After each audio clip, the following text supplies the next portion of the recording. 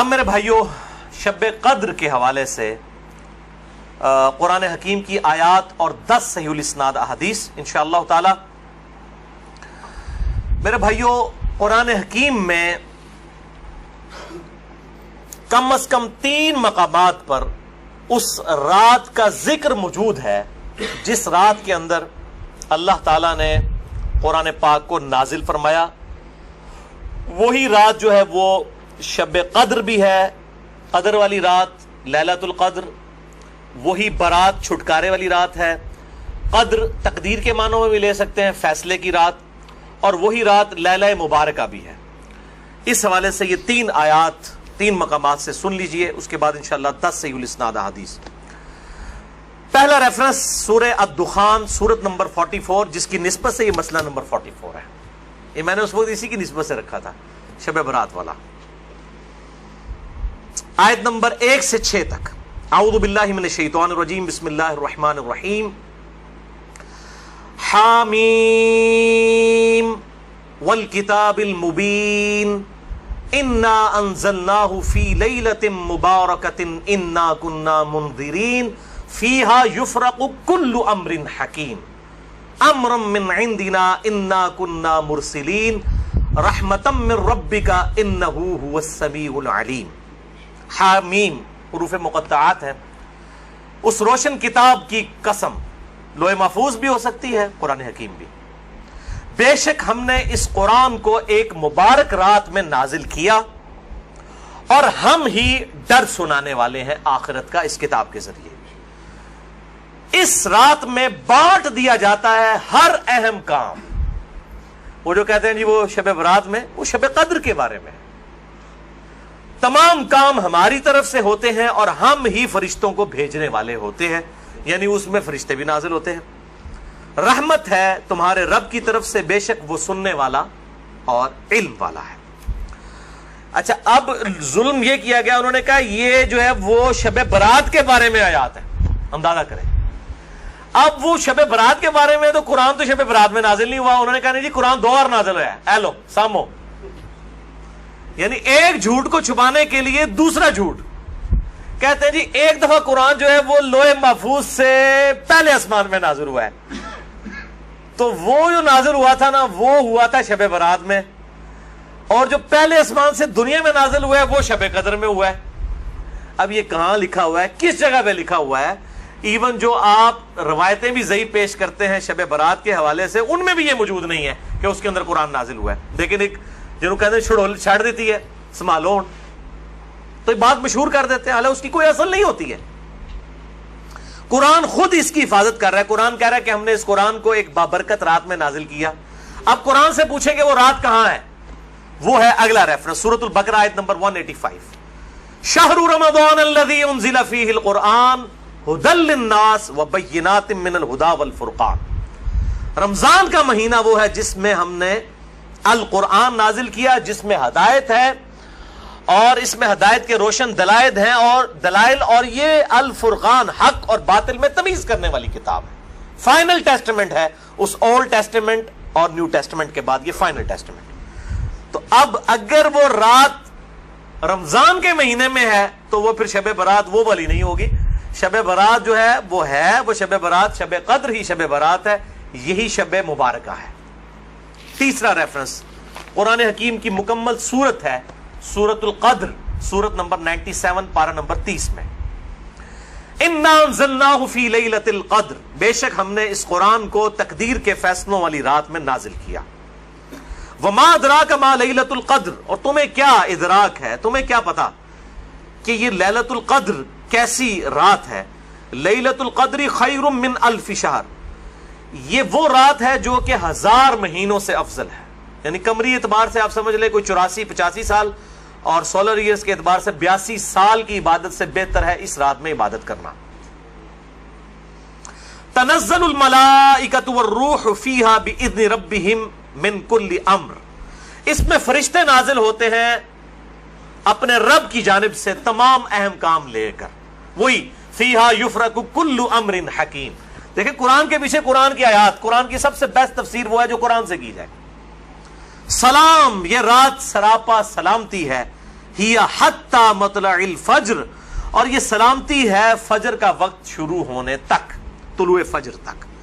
ویسے تو بخاری و مسلم کی میں نے حدیث بیان کی کہ پورا سال ہی آخری تہائی رات میں اللہ تعالیٰ کی طرف سے ندا آتی ہے، لیکن اس کی خصوصیت یہ ہے کہ مغرب کا وقت شروع ہونے سے لے کر طلوع فجر تک یہ پوری کی پوری رات اللہ تعالیٰ کی طرف سے خاص رات ہے، جس میں فرشتے نازل ہوتے ہیں، اہم کام بانٹے جاتے ہیں، تقدیر کے فیصلوں کی رات ہے۔ تو یہی شب قدر ہے، یہی شب برات ہے، یہی لیلہ مبارکہ ہے، یہ سارے کے سارے نام اسی پہ فٹ بیٹھتے ہیں۔ اب آخر میں 10 صحیح الاسناد احادیث اور 10 کی 10 جو ہیں وہ میں مشکات سے ان کے نمبرز بھی بتا دوں گا، اور بخاری اور مسلم پرائمری بکس کے نمبر نہیں بتاؤں گا، مشکات کے نمبر بتاؤں گا جو انسائکلوپیڈیا آف حدیث ہے۔ پہلی حدیث صحیح بخاری صحیح مسلم دونوں میں ہے، مشکات میں ہے 1958۔ آپ صلی اللہ علیہ وآلہ وسلم نے فرمایا، جو شخص ایمان اور احتساب کے ساتھ، احتساب کہہ دیں گے آپ 3 چیزوں کو جوڑ کے، اخلاص، ثواب اور اصلاح نفس، جو ایمان اور احتساب کے ساتھ رمضان کے مہینے کے روزے رکھ لے، اللہ تعالیٰ اس کے سابقہ سارے گناہوں کی مغفرت فرما دے گا۔ اور جو ایمان اور احتساب کے ساتھ رمضان کی راتوں کا قیام کر لے، یعنی تراویح قیام اللیل کر لے، اس کے بھی سابقہ سارے گناہ معاف ہو جائیں گے۔ اور جو ایمان اور احتساب کے ساتھ لیلۃ القدر کا قیام کر لے، اس کے بھی سابقہ سارے گناہ معاف، لیکن صرف چھوٹے گناہ، کبیرہ گناہ صرف توبہ سے معاف ہوتے ہیں، چھوٹے گناہ تو آٹومیٹکلی معاف ہو جاتے ہیں نیک اعمال کرنے سے۔ اس کے ثبوت میں وہ حدیث ہے صحیح مسلم کی جو مشکات میں ہے 564۔ آپ صلی اللہ علیہ وآلہ وسلم نے فرمایا، اگر کبیرہ گناہوں سے بچا جائے تو 5 نمازیں، ایک نماز سے دوسری نماز تک، ایک جمعے سے دوسرا جمعہ، اور ایک رمضان سے دوسرا رمضان، درمیان کے تمام گناہوں کا کفارہ بن جائیں گے اگر کبیرہ سے بچا جائے۔ تو نماز چھوڑنا خود ہی کبیرہ، ورنہ لوگ کہیں جی ایک رمضان ہی پڑھ لو، دوسرے رمضان وشکالی پار، کیوں؟ صحیح مسلم میں حدیث ہے، مشکات میں ہے 569 کہ بندے کے کفر اور اسلام، شرک اور اسلام کے درمیان فرق نماز ہے۔ یہ اتنا کبیرہ گناہ ہے کہ بندے کے کفر اور اسلام کا فرق ہے۔ تو جو کبیرہ گناہ کر رہا ہے نماز والا، اس کا کیسے ایک جمعے سے دوسرا جمعہ کفارہ بن سکتا ہے، یا ایک رمضان سے دوسرا رمضان کفارہ بن سکتے ہیں؟ دوسری حدیث بھی بخاری اور مسلم سے ہے، مشکات میں 2083۔ آپ صلی اللہ علیہ وآلہ وسلم نے فرمایا، شب قدر کو رمضان کے آخری عشرے کی تاک راتوں میں تلاش کرو، 21ویں، 23ویں، 25ویں، 27ویں اور 29ویں۔ تیسری حدیث بھی بخاری اور مسلم سے ہے، اور مشکات میں اس کا نمبر ہے 2086۔ آپ صلی اللہ علیہ وسلم نے رمضان کا پہلا عشرہ اعتکاف کیا، پھر دوسرا عشرہ بھی اعتکاف کیا، پھر سر مبارک خیمے سے باہر نکالا اور کہا کہ میں نے پہلا عشرہ اعتکاف کیا تھا شب قدر کی تلاش میں، لیکن مجھے نہیں ملی، دوسرے میں بھی نہیں ملی۔ پھر ایک فرشتے نے آ کے مجھے خبر دی کہ اس کو آپ آخری عشرے میں تلاش کریں، اگر تم میں سے کوئی اعتکاف میرے ساتھ کرنا چاہتا ہے تو کر لے۔ اور پھر آپ صلی اللہ علیہ وآلہ وسلم نے فرمایا، مجھے خواب میں وہ رات دکھا دی گئی، اور اس میں مجھے رات میں وہ خواب میں دکھائی گئی، لیکن پھر مجھے بھلا دی گئی۔ سنقرئک فلا تنسى الا ما شاء اللہ، اے نبی ہم تمہیں پڑھائیں گے، تم کبھی نہیں بھولو گے مگر جب اللہ چاہے گا۔ بھلا دی گئی، اور اس کیوں بھلائی گئی وہ آگے بخاری کی حدیث بھی آ جائے گی۔ پھر بھلا دی گئی۔ بہرحال مجھے ایک بات یاد ہے کہ اس رات صبح کے وقت جب میں فجر کی نماز پڑھ رہا ہوں گا تو میرے ماتھے پر کیچڑ کا نشان ہوگا، یہ آپ کو خواب میں دکھایا گیا۔ اور اسی حدیث میں الفاظ ہیں کہ 21ویں رات جب آئی، یعنی 20ویں اور 21ویں روزے کی درمیانی رات، اس میں جب آپ نے 21ویں روزے کی جب فجر پڑھی تو اس رات کافی بارش ہوئی، مسجد نبوی کی چھت ٹپکنے لگی، اور ظاہر ہے کہ قالین وغیرہ تو نہیں ہوتے تھے، مٹی پہ ہی نماز پڑھی جاتی تھی، یہی افضل ہے۔ لہٰذا اہل تشیع کا پارشلی مقدمہ اس حوالے سے مضبوط ہے کہ مٹی پہ ہی سجدہ ہونا چاہیے۔ تو بہرحال آپ صلی اللہ علیہ وآلہ وسلم کے ماتھے پر مٹی کا نشان پڑ گیا۔ صحابہ کہتے ہیں جب نماز کے بعد آپ صلی اللہ علیہ وسلم جب رخ انور صحابہ کی طرف کرتے تھے تو انہوں نے دیکھا کہ آپ صلی اللہ علیہ وآلہ وسلم کے ماتھے پر مٹی کا نشان ہے، تو صحابہ کو پتہ چلا اچھا آج شب قدر تھی۔ اچھا اب آپ دیکھیں کہ یہ نہیں ہے کہ کوئی شے نظر آ جاتی ہے، ورنہ صحابہ کو بھی نظر آئی، آپ صلی اللہ علیہ وسلم کو بھی کوئی چیز نظر نہیں آئی. اور یہاں اتنا مشہور کیا، کہتے ہیں جی سمندر کا پانی میٹھا ہو جاتا ہے، بھائی کوڑ مارنے چھڑ دو. ہوں ماڈرن دور جے کسی گورے نے سن لی نا گل، وہ جناب بہ جائے گا رمضان دا پورا مہینے روزانہ دا ایک ٹیسٹ لے گا اور کہے گا 10واں کس داڑے جناب شاید نال میٹھا ہوتا ہے سمندر دا پانی. جی سارے درخت سجدے میں گر پڑتے ہیں، بھائی ہم سی سی ٹی وی کیمرے لگا لیتے ہیں، پتہ لگ جائے گا کس وقت گرتے ہیں. یہ سب جھوٹ ہے، کسی روایت کے اندر موجود نہیں ہے. بس صرف آپ نے قیام کرنا ہے رات کا، کوئی ایک رات اس میں ہوگی. اسی لیے دیکھیں یہ فکس بھی نہیں کر کے بتائی گئی کہ فلاں ہے، کہا گیا 5 ہیں، 21ویں 23ویں 27ویں 25ویں 27ویں اور 29ویں. چوتھی حدیث صحیح مسلم سے عبداللہ بن انیس کی، مشکات میں 2087، اس میں بھی یہی پورا واقعہ ہے، لیکن اس میں الفاظ یہ ہیں، اب دوسرے صحابی کہتے ہیں کہ وہ 23ویں شب تھی. ابو سعید خدری کہہ رہے ہیں وہ 21ویں تھی کیچڑ والی، اور عبداللہ ابن انیس کہہ رہے ہیں وہ 23ویں تھی. لیکن یہی دو اختلاف آ گئے. تو وہ 21ویں بھی ہو سکتی ہے، 23ویں بھی، 25ویں بھی، 27ویں بھی. اور اس کی حکمت کیا ہے بدلنے کی میں بعد میں بتاتا ہوں. تو یہ شب قدر کے حوالے سے ایک دعا بھی بڑی مشہور ہے، اللہم انک عفو تحب العفو فاعف عنی. یہ روایت مشکات میں بھی موجود ہے 2091 اور جامع ترمذی اور سنن ابن ماجہ میں موجود ہے، لیکن یہ روایت منقطع ہے. وہ تابعی جو ہے عبداللہ بن بریدہ، اس کا سماع اما عائشہ سے ثابت نہیں ہے. شیخ البانی سے حسن درجے تک پہنچاتے ہیں. بہرحال دعا کے بارے میں میرا موقف یہ ہے، چاہے کوئی ضعیف روایت بھی ہو، اگر کوئی دعا کے طور پہ اسے کر لے تو میں اس کے اوپر کوئی فتوی والا معاملہ نہیں کرتا. امام دارقطنی نے بھی یہ بات لکھی ہے کہ یہ منقطع روایت ہے. اللہم انک عفو تحب العفو فاعف عنی. 5ویں حدیث صحیح مسلم سے ہے، مشکات میں ہے 2088. سیدنا ابی ابن کعب کو کسی نے بتایا کہ عبداللہ ابن مسعود کہتے ہیں رضی اللہ تعالیٰ عنہ کہ جو شخص روزانہ آخری پہر جاگے گا تہجد کے وقت تو وہ شب قدر پا لے گا. اب یہ دیکھیں کہ روزانہ جو جاگے گا ظاہر وہ پا ہی لے گا. عبداللہ ابن مسعود کی جب یہ بات پہنچی ابی ابن کعب تک تو انہوں نے کہا اللہ تعالیٰ ہمارے بھائی پہ جو ہے وہ رحم فرمائے. انہوں نے شاید یہ بات اس لیے کہی کہ لوگ صرف اکتفا ہی نہ کر لیں رمضان کے قیام پہ ہی، اس لیے انہوں نے یہ بات کی ہوگی، ورنہ ہمارے بھائی عبداللہ ابن مسعود کو یہ بات خوب پتہ ہے کہ شب قدر جو ہے یہ رمضان کے آخری عشرے میں آتی ہے. اور پھر انہوں نے کہا کہ میں اللہ کی قسم اٹھاتا ہوں کہ شب قدر جو ہے وہ 27ویں رات ہے. اور تابعی کہتے ہیں کہ انشاءاللہ کے بغیر قسم کھائی، کیونکہ اگر آپ انشاءاللہ کے ساتھ قسم کھائیں نا تو وہ قسم ڈاؤٹ فل ہوتی ہے کہ اگر اللہ نے چاہا تو. انشاءاللہ کے بغیر قسم کھائی جاتی ہے تو کنفرم ہوتا ہے کہ وہ بات ڈیفینیٹ کر رہا ہے، کرنے والا واقعی قسم کھا رہا ہے. تو پھر پوچھا گیا آپ کو کیسے پتا ہے کہ 27ویں ہے؟ انہوں نے کہا اس لیے کہ آپ صلی اللہ علیہ وآلہ وسلم نے ہمیں نشانی بتائی ہے کہ اس رات جب سورج صبح کے وقت طلوع ہوتا ہے تو بغیر شعاؤں کے ہوتا ہے، یعنی بالکل ٹکیاں نکلتی ہے. اور ویسے تو عموماً ویسے بھی ٹکیاں نکلتی ہے، لیکن وہ شاید زیادہ دیر تک کے لیے ٹکیاں رہتی ہے.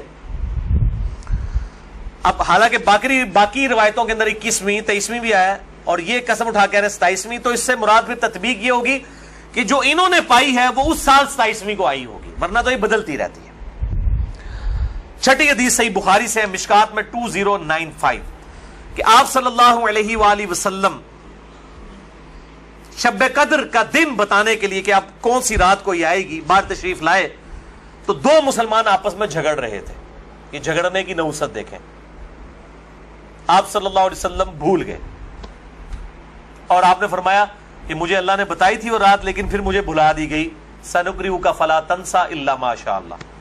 اور پھر آپ نے فرمایا کہ اس وجہ سے بھلائی گئی کہ یہ 2 مسلمان آپس میں جھگڑ رہے تھے، اور پھر کہا ہو سکتا ہے کہ اللہ کی اسی میں بہتری ہو، یہ بھی ساتھ کہہ دیا، ورنہ انہوں 2 مسلمانوں نے لوگ قیامت تک کوستے رہتے.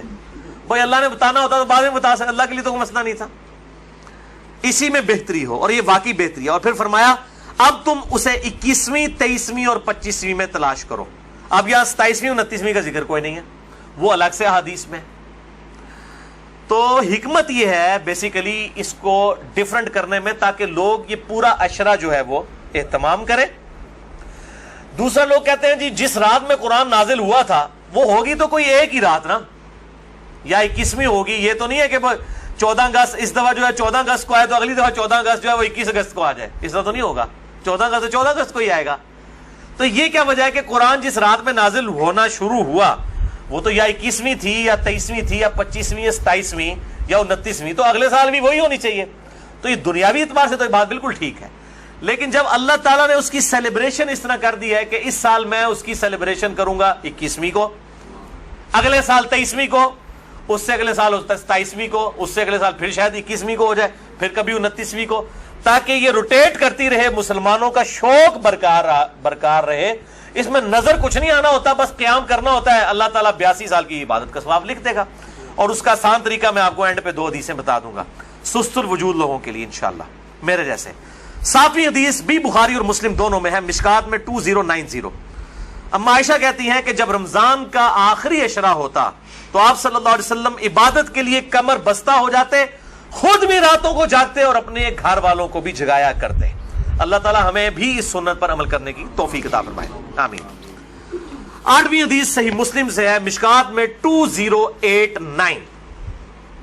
اما عائشہ رضی اللہ تعالیٰ عنہ کہتی ہیں کہ آپ صلی اللہ علیہ وسلم جس قدر رمضان مبارک کے آخری عشرے میں عبادت اور سخاوت والا معاملہ کرتے تھے, پورا سال کبھی ایسا نہیں کرتے تھے, اس آخری عشرے میں خصوصاً. 9ویں حدیث تو ہے ہی بالخصوص پرٹیکولرلی اعتکاف کے حوالے سے, اور اعتکاف بھی بیسیکلی شب قدر کی تلاش کے لیے ہوتا ہے. کم از کم 10 دن مسجد میں ٹکا تو رہے گا نا. چلو ستے ہی لب گئی, مسجد ہی تو مل جائے گی نا انہوں شب قدر, اور کوئی نہیں تو لوگ فجر اور عشاء کی نماز ہی جماعت سے پڑھا دیں گے. خراٹے لے رہے ہوں تو اعتکاف والوں کی تو ویسے ہی شامت آئی ہوتی ہے بیچاروں کی. اعتکاف والوں کو تو رات کو بھی نہیں سونے دیتے, اور درس بھی مجبوراً بیچارے اعتکاف والوں کو ہی سننا پڑتا ہے. تو بخاری اور مسلم میں حدیث ہے, مشکات میں 2097. اما عائشہ رضی اللہ تعالیٰ عنہ کہتی ہیں کہ آپ صلی اللہ علیہ وسلم رمضان کے آخری عشرے کا اعتکاف فرمایا کرتے تھے یہاں تک کہ آپ کی وفات ہو گئی. ہر سال اعتکاف کرتے تھے آپ صلی اللہ علیہ وآلہ وسلم. یہ سنت موقدہ کفایہ ہے, چند لوگ کر لیں تو باقیوں کی طرف سے ادا ہو جائے گی. اور پھر آپ صلی اللہ علیہ وسلم کی وفات کے بعد آپ کی بیویاں بھی مسجد نبوی میں اعتکاف کیا کرتی تھیں. لیکن اسی کانٹیکسٹ میں بخاری مسلم میں حدیث ہے, ایک دفعہ آپ صلی اللہ علیہ وآلہ وسلم نے جو ہے وہ مسجد نبوی میں اعتکاف کے لیے خیمہ لگایا. کسی ایک بیوی نے آ کے خیمہ لگایا, پھر دوسری نے بھی وہ سوکن والا سلسلہ کرتے کرتے کئی خیمے لگے. آپ نے ساروں کے کھڑوا کے اپنا بھی کھڑوا دیا. اس سال آپ نے اعتکاف ہی نہیں کیا. پھر آپ نے اگلے سال صحیح بخاری میں آتا ہے 20 دن کا اعتکاف کیا, اور وہ آپ کا آخری سال تھا. تو آپ نے اعتکاف ہی نہیں کیا کہ یہ یعنی اللہ کی رضا کی خاطر اعتکاف کیا جائے, نہ کہ میری وجہ سے کہ میرے ساتھ ایک بیوی اعتکاف بیٹھی ہے پھر دوسری بھی, سب کے خیمے. اس سے یہ بات پتہ چلی کہ مسجد نبوی میں اعتکاف عورتیں کیا کرتی تھی, اور مسجد میں اعتکاف آج بھی مسجد نبوی میں اور بیت اللہ شریف میں اعتکاف ہوتا ہے. بل اس حوالے سے میرا موقف تھوڑا اب لینیٹ ہو چکا ہے. اب جو پرفتن دور ہے جس کے اندر یہ موبائل کیمرے اور ویڈیوز اور سیکیورٹی تقریباً ختم ہو چکی ہے مسجدوں کی, اس صورتحال میں اگر عورتیں گھروں میں اعتکاف کر لیں تو اجتہاداً اس میں بھی کوئی حرج نہیں ہے, کیونکہ مسجدیں جو ہے آج کل عورتوں کے اعتکاف کے اعتبار سے خطرے سے خالی نہیں ہے. جیسا کہ یہ موبائل فون ہے, اور لوگوں کی اگلے دن بھی اخبار میں خبر آئی تھی, وہ تصویر کسی کی چڑھا دی, اس طریقے سے اس عورت نے خودکشی کر لی. اس قسم کے واقعات ہوتے ہیں. لہٰذا اس میں میرا خیال ہے اہل حدیث جو سختی کرتے ہیں وہ نہیں کرنی چاہیے. حنفیوں کا موقف مجھے مضبوط لگتا ہے, خصوصاً اس دور کے اعتبار سے. میں حرام نہیں کہہ رہا, مسجد میں بیٹھنا بہتر ہے, مسجد نبوی شریف میں جہاں پہ سیکیورٹی ہے بیٹھے, لیکن ہمارے ملک کے اندر میں نہیں سمجھتا کہ سوائے چند ایک جگہوں کے اس طرح کی سیکیورٹی اویلیبل ہو. جہاں پہ ہو ضرور کریں. لیکن عورت نفلی روزہ اور اعتکاف اپنے خاوند کی مرضی کے بغیر نہیں کر سکتی, ذرا یہ ذہن میں رکھیے گا. 10ویں حدیث جامعہ ترمذی میں ہے, سنن ابی داؤد میں ہے, سنن ابن ماجہ میں, مشکات میں 2102. انس ابن مالک کا بیان ہے کہ آپ صلی اللہ علیہ وسلم رمضان کے آخری 10 دن میں اعتکاف فرمایا کرتے تھے, لیکن ایک سال نہ کر سکے تو اگلے سال 20 دن کا اعتکاف فرمایا. وہ ایک سال وہ بیویوں کی وجہ سے ہی نہیں کیا. اور صحیح بخاری میں 2099 نمبر حدیث ہے کہ جس سال آپ کی وفات ہوئی یہ 20 دن والا اعتکاف آپ صلی اللہ علیہ وآلہ وسلم نے اس سال کیا تھا جس سال آپ کی وفات ہوئی. اور اس بخاری کی حدیث میں الفاظ ہیں کہ اس سال پھر جبرائیل علیہ السلام کے ساتھ 2 دفعہ دورہ قرآن کیا. اور بخاری مسلم میں آتا ہے نا جو سیدہ فاطمہ کے کان میں ایک بات کہی تھی کہ اس سال میرے ساتھ 2 دفعہ دورہ کیا جبریل نے، مجھے لگتا ہے کہ میری موت کا وقت قریب آ چکا ہے، تو وہ رو پڑی، اور پھر ایک اور بات کہی کہ تم جنتی عورتوں کی سردار ہو، تو وہ مسکرا پڑی۔ تو آپ صلی اللہ علیہ وآلہ وسلم کے ساتھ اس آخری اعتکاف میں 2 دفعہ دورہ قرآن حضرت جبرائیل نے کیا، الحمدللہ۔ یہ تلک عشرۃ کاملہ 10 پوری ہوئیں۔ اب آخری 2 حدیثیں شارٹ کٹ گفٹ کے طور پر شب قدر کا آسان قیام پانے کے لیے۔ پہلی حدیث صحیح مسلم سے ہے 1491 اور مشکات میں بھی ہے 630۔ سیدنا عثمان ابن عفان رضی اللہ تعالیٰ عنہ علیہ السلام کہتے ہیں کہ نبی صلی اللہ علیہ وآلہ وسلم نے فرمایا، جس شخص نے عشاء کی نماز جماعت سے پڑھ لی گویا اس نے آدھی رات کا قیام کیا، اور پھر جس نے فجر کی نماز بھی جماعت سے پڑھ لی گویا اس نے پوری رات کا قیام کیا۔ اللہ اکبر کبیرہ والحمدللہ کثیرہ وسبحان اللہ بکرۃ واصیلہ۔ اور یار ایسے کر سکتے ہیں نا کہ رمضان کے آخری عشرے میں پورے عشرہ کر لو تو جفت آگدہ بھی رولا بن جاتا ہے اتنے چاند دی وجہ نہ۔ پورا رمضان ہی اہتمام کریں، پورا سال ہی اہتمام کریں، فجر اور عشاء جماعت کے ساتھ، اور کوئی رکعت فوت نہ ہو۔ اگر ایک رکعت بھی فوت ہوگی تو وہ پاکستانی انڈیا بنگلہ دیش والی جماعت ہے، اللہ کے حضور وہ جماعت نہیں لکھی جاتی۔ جماعت اسی صورت میں ہے کہ آپ کی 4 کی 4 رکعتیں امام کے ساتھ ہو، سلام امام کے ساتھ آپ پھیریں گے۔ تو یعنی امام کے رکوع میں جانے سے پہلے آپ قیام کی حالت میں اس کے ساتھ مل جائیں سورہ فاتحہ پڑھ کے، تو آپ کو وہ 4 رکعتیں ملیں گی، اور فجر کی 2 رکعتیں اس صورت میں۔ تو عشاء کی نماز آدھا قیام اور فجر کی بھی، اور رمضان میں تو ویسے ہی اٹھنا ہوتا ہے، بڑا آسان ہے الحمدللہ۔ دوسری حدیث جامعہ ترمذی میں ہے 806، سنن ابن ماجہ میں 1327، ترمذی میں 806۔ یہ واحد حدیث ہے آج کے پورے لیکچر میں جو مشکات میں موجود نہیں ہے، میں نے ترمذی اور ابن ماجہ کا نمبر بتا دیا۔ ابو ذر غفاری رضی اللہ تعالیٰ عنہ کہتے ہیں کہ نبی صلی اللہ علیہ وسلم نے فرمایا، جو شخص امام کے ساتھ قیام اللیل کر لے رمضان میں یہاں تک کہ امام سلام پھیر کر فارغ ہو جائے، یعنی تراویح پڑھانے کے بعد، تو اسے پوری رات کے قیام کا ثواب ملے گا۔ اگر کوئی اکیلا تراویح پڑھتا ہے اس کے لیے فضیلت نہیں ہے، یہ جو امام کے ساتھ تراویح پڑھ لینا عشاء کے ساتھ ہی، اس کو پوری رات کے قیام کا ثواب ملے گا۔ اچھا، یہ جماعت کی جہاں پہ باتیں ہو رہی ہیں یہاں پہ عورتوں کو استثناء حاصل ہے۔ عورتوں کے لیے واجب نہیں ہے کہ مسجد میں جائیں، چلی جائیں، اگر کر سکتی ہیں تمام ضرور کریں۔ ان کو گھر میں بھی اللہ تعالیٰ انشاءاللہ تعالیٰ اس حوالے سے ثواب عطا فرما دے گا۔ خصوصاً عورتیں پوچھ رہتی ہیں جی ہم کہاں سے یہ جماعت، ہم یہ آسان طریقہ، تو عورتوں کے لیے پھر اس حوالے سے آسانی ہوگی انشاءاللہ تعالیٰ۔ تو قیام اللیل اور تراویح کے حوالے سے مسئلہ نمبر میرا 20 ہے، وطر کے حوالے سے مسئلہ نمبر 130 ہے، اور آج انشاءاللہ یہ نیو 44 شب قدر شب برات کے حوالے سے ریکارڈڈ ہو گیا اللہ کے فضل سے۔ رمضان کا آلریڈی 53 ہے، لیکن میں انشاءاللہ اگلے 2 ہفتوں میں اسے 2 نشستوں میں ریوائز کر کے ریکارڈ کروا رہا ہوں انشاءاللہ ڈیٹیل کے ساتھ، 53A اور 53B مسئلہ کے عنوان سے انشاءاللہ تعالی۔ اور ان طاق راتوں میں صلاۃ التسبیح کا بھی اہتمام کریں۔ ڈیٹیل کے لیے مسئلہ نمبر ہے 91 میرا صلاۃ التسبیح کے اوپر، اب وہ آپ ضرور دیکھیں، کیونکہ صلاۃ التسبیح بہت بڑی عبادت ہے، تو قیام کرنا ہی ہے۔ اعتکاف والے لوگ ویسے ہی گپے مارتے رہیں اور جناب وہ فیس بک پہ بیٹھے رہیں، اس سے بہتر ہے کہ کم از کم ہر طاق رات میں صلاۃ التسبیح کا اہتمام کریں، جماعت کے ساتھ نہیں، انڈیویجول لیول کے اوپر۔ نفلی نماز جو ہے وہ جماعت کے ساتھ، اگر بغیر دعوت کے کبھی کبھار ہو جائے وہ الگ بات ہے، وہ ثابت ہے، بخاری مسلم سے ثابت ہے۔ لیکن یہ جس طریقے سے اشتہار بازی کی ہوتی ہے کہ فلاں مسجد میں صلاۃ التسبیح کی جماعت اتنے بجے ادا کی جائے گی، یہ چیز ٹھیک نہیں ہے۔ اگر بغیر اعلانیہ ہو، اعتکاف والے بیٹھے ہیں، اچانک ایک بندہ آگے ہوتا ہے، پیچھے لوگ نیت کر لیتے ہیں، اس کا جواز بخاری مسلم سے موجود ہے۔ میں نے اس کے اوپر جو ہے وہ اپنی جو کوسچن آنسر سیشن تھے، مسئلہ نمبر 110 ABCDEFGH، اس کے اندر میں نے یہ بیان بھی کیا ہے الحمدللہ۔ اللہ تعالیٰ سے دعا ہے جو حق بات میں نے کہی اللہ تعالیٰ ہمارے دلوں میں راسخ فرمائے، اگر جذبات میں میرے منہ سے کوئی غلط بات نکل گئی تو اللہ تعالیٰ ہمارے دلوں سے معاف کر دے، ہمیں کتاب و سنت کی تعلیمات پر عمل کر کے دوسرے بھائیوں تک پہنچانے کی توفیق عطا فرمائے۔ سبحانک اللہم و بحمدک، اشہد ان لا الہ الا انت، استغفرک و اتوب الیک، وما علینا الا البلاغ المبین۔ جزاکم اللہ خیر۔